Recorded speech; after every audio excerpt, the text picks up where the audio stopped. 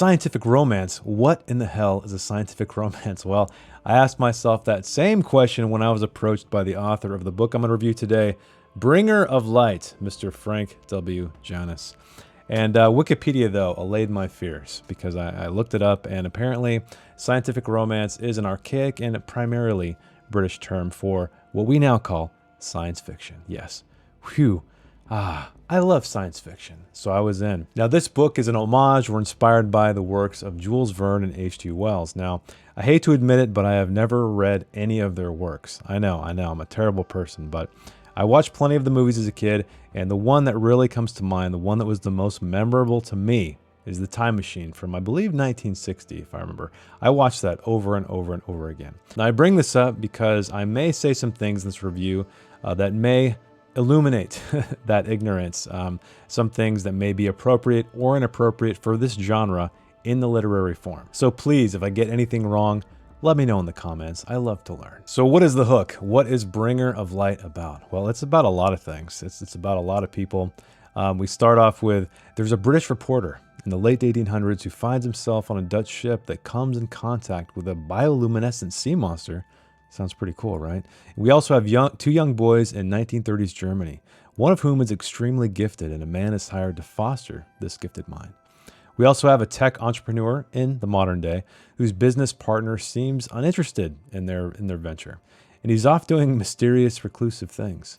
But these are just a sampling of the characters and plots you'll encounter in Bringer of Light. I know, sounds like a lot, right?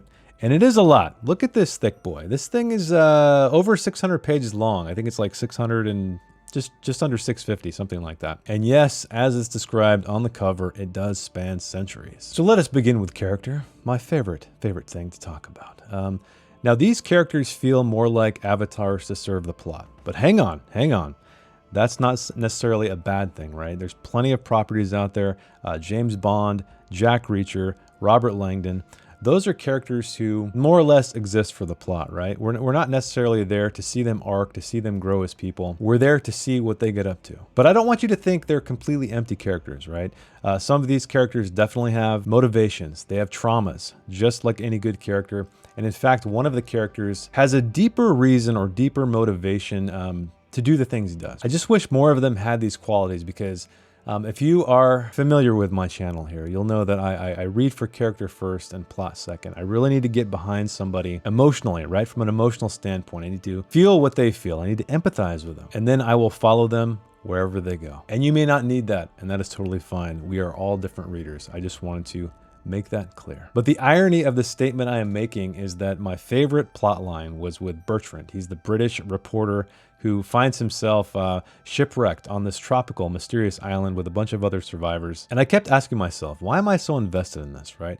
And I think the short answer is it really evoked that childhood wonder I had while watching The Time Machine. I was so interested in what these characters were going to do next, what they were going to explore next, what they were going to find next, that any kind of deep-seated traumas that were driving them to move forward didn't really matter to me. So it is an odd contradiction in my taste. All right, well, let us talk about the plot next, and there is a lot to talk about here, but I think the one thing I should bring up is that the attention to detail in this novel is astounding.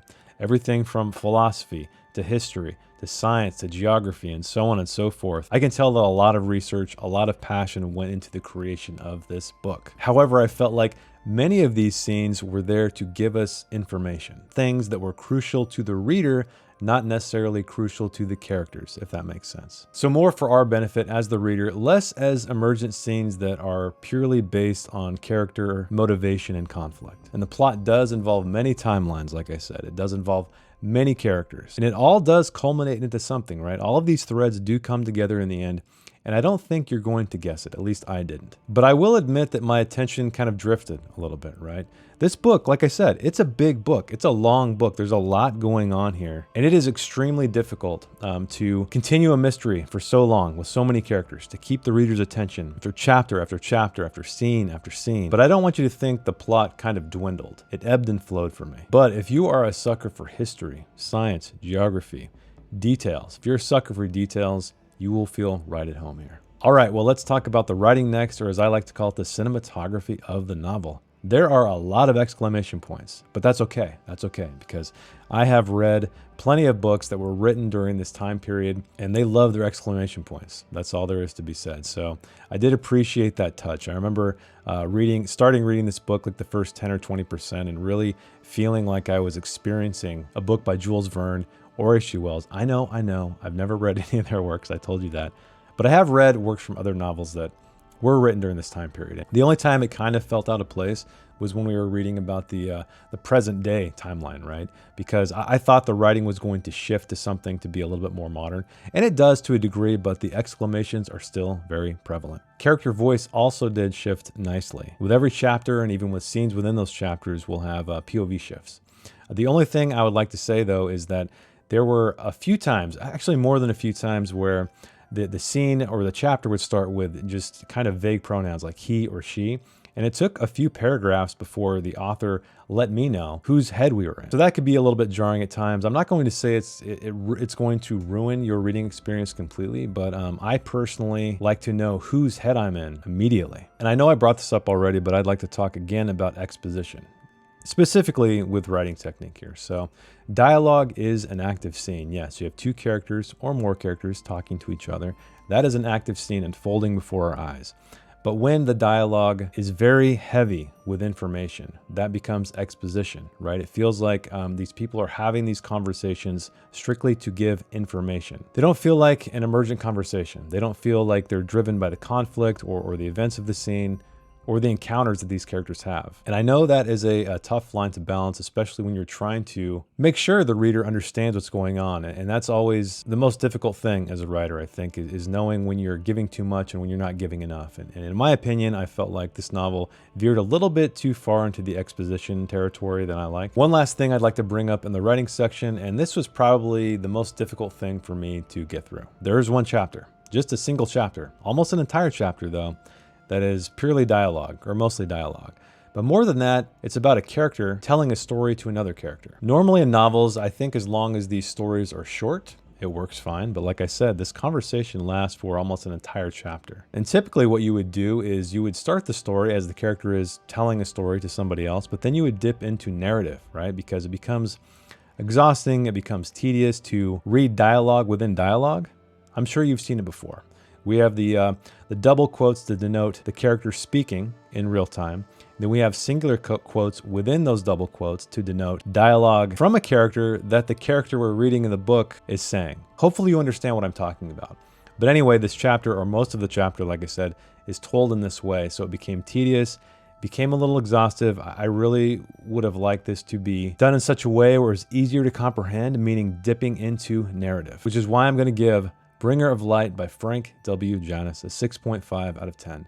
A beautiful homage to the works of Jules Verne and H.G. Wells, with a complex, well-researched, at least to my understanding, plot full of colorful characters, but characters I never really cared much about. Ones that seem to exist almost to push the plot along instead of embarking on their own journeys of discovery. But if you're more of a plot over character reader who enjoys intricate detail, history, science, all of the things I mentioned previously in the review, then you will feel right at home here. I'm just, however, not that reader. Thanks again, Frank, for the copy of the book. I really appreciate it and taking me on this grand adventure of your imagination. And thank you, viewer, for hanging out with me, for watching this review to the end. I hope you enjoyed it. And if you'd like to check out my own creative work, my own novels, check the link in the description, and I will see you in the next one. Bye.